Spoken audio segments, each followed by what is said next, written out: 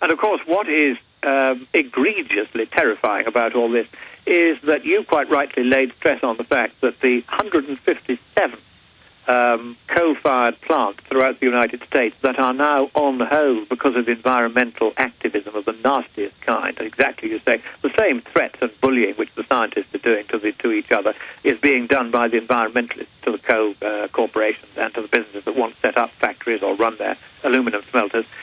These people are saying that you can't build these coal-fired plants here. So what's happening is China is building them over in China. How do we know? Because the Chinese administration publishes every year what's called the annual statistical communique of the People's Republic of China. And in that statistical communique, they said 2 years ago they were going to continue, regardless of what the UN said, and they were going to build 1 or 2 coal-fired power plants every week for the foreseeable future. Every week. It means that in 1 year they will have built almost as many coal-fired plants as the environmentalists have stopped being built in the United States for the whole of the last 10 years. Lord Monckton. And those are dirty plants, burning dirty coal with huge pollutants. The Asian brown haze is the only artifact of man that can be seen from space during the day. Absolutely. And again, is this not economic espionage where Maurice Strong and the Rockefellers and others openly are the bigger investors in China? They're all making money. There's no environmental standards. And they're trying to deindustrialize the United States, as Maurice Strong has stated. They're doing this to England. They're doing this to Europe, making Europe completely dependent on Russian natural gas. I mean, this is just, the more you look at this crime, it's so diabolical. It's so multifaceted. It's so incredibly evil. How do we stop this fraud? I think what you do is do exactly what you're doing now. You tell the people of the United States that it is happening, and in the end, they won't tolerate it. Let me give you just one example, picking up on your point there about the natural gas. Now, every day in the North Slope of Alaska, where there is an oil field, they flare off enough natural gas to supply the whole of Western Europe.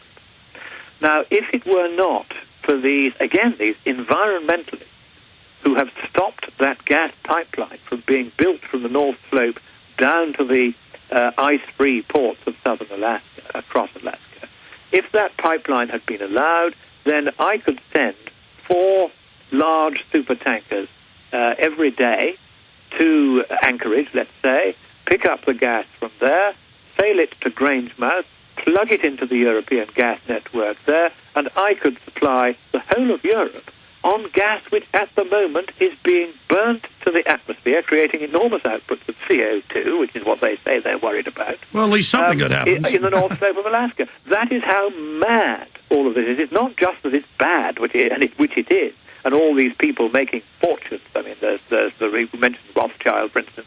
He's just opened a huge gold mine in Russia. It's making millions and millions and millions out of it. And they're all doing it. I mean, in some ways, good luck to them. It's good that they're making money. But what they're also doing is using their financial power to lobby against innocent businesses in the United States, such as that aluminum smelter, such as all these coal-fired power stations and nuclear-fired power stations that are so necessary, lobbying against the building of the gas pipeline that could liberate Europe from Russian gas and keep us with our independence and get the gas from what's now being simply wasted to the atmosphere. This is monopoly capitalism. In Alaska. This is monopoly capitalism. Well, we're running out of time here, and I know there's so many other important points that you can relay to our audience, Lord Monckton. If the pendulum's swinging against these people, and the public's now beginning to learn some of the magnitude, not even the full magnitude of the fraud, where do we go from here?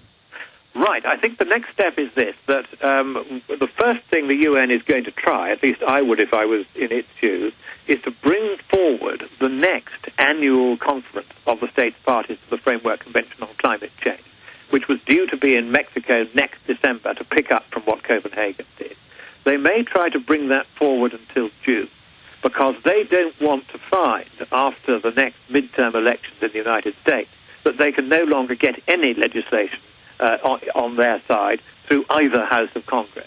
And that's what will happen, I think, after the next midterm elections, because people do listen to your program, Alex. They listen to the other programs that I talk on quite regularly, and they are getting the message that they are now governed by people who really seriously mean them harm. And I'm sorry to, if you like, intervene as a Brit in U.S. politics. And if there are any supporters of President Obama listening to this, then I do apologize to you for having to say this.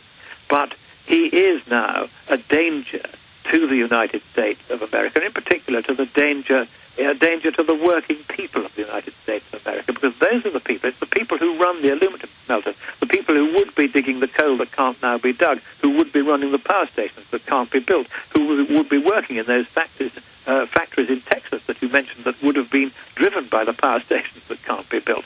These are the people, the working people, who are gradually, by 1,000 here and 2,000 there, losing their jobs with no hope of getting their jobs back, because the industries in which they once worked or might have worked will never arise again, because you have an administration that is determined to shut America down. Well, Lord Monckton, this is a global threat we face, and as you said, calling for a world freedom or world liberty party based in each sovereign nation.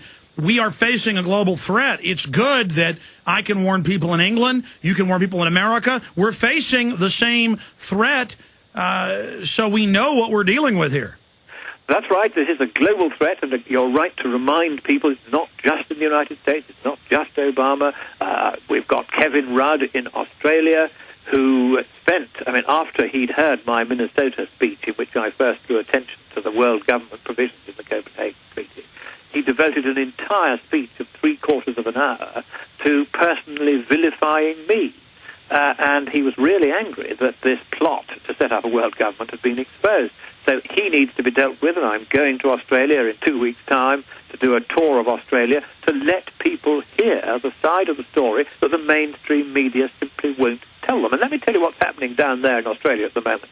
The government, and it was the previous administration, so again, I'm not making political points here, the previous Conservative administration did a deal with the UN by which to comply with the Kyoto Protocol and cut their carbon emissions. They said that if we designate the farmland of half of Australia as being a carbon sink that can't be farmed, then will that allow us to comply with our obligation under the Kyoto Protocol? And the UN, for some amazing reason, said yes to this. And it means that people who own thousands of acres of farmland are now suddenly not allowed to farm it, and they've been given no compensation at all. So it's not only in America that terrible things are happening and people are losing their livelihood and, of course, the financial asset in their farmland, because it's worthless now because nobody can do anything with it. It's got to be left fallow. And one poor farmer who has been heartbroken by this sudden, unexpected loss of his livelihood and of the capital value of his farm without a penny in compensation from the Australian government, in the name of complying with this ludicrous Kyoto Protocol, has climbed up a television mast on his estate. He's living halfway up it now with water only. He's been on a hunger strike now for 6 long weeks, 42 days, and I fear he's not long for this world, but he is so angry at what has happened to him, and yet not one of the mainstream news media has even reported that this is what's being done to farmers all across Australia. And so you're going to break the blockade. The silence of the mainstream media is culpable and serious, and something is going to have to be done about it. Well, that's obviously because they're very, very scared of the truth. And I have seen reports in Australian news the last 2 years in a positive way saying, isn't it great, this farmer will not be paid and no more sheep or no more corn. And they just calmly announce, and here in the U.S. they're talking about laying land off use, and the Supreme Court rule with New London versus Kelo that they can take your property without just compensation. I mean, this is the real heart of tyranny, not just taking property and the power to tax, the power to destroy, and taxation without representation, but now we'll just take your factories. We'll give $25 billion to the automakers as a bailout so they can move to Russia, move to Eastern Europe, move to Brazil, move to China. They're paying to move jobs. They're paying to shut down farms and factories because once we're bankrupt, we'll be fully dependent on the globalists. That is their plan. And you know, as well as I, Lord Monckton, that the UN has stated this in their biological diversity assessments. Maurice Strong has said this. This is just a group wanting to visit neo-feudalism and serfdom upon the planet so that they can play God. And it's just so outrageous to witness this unfolding.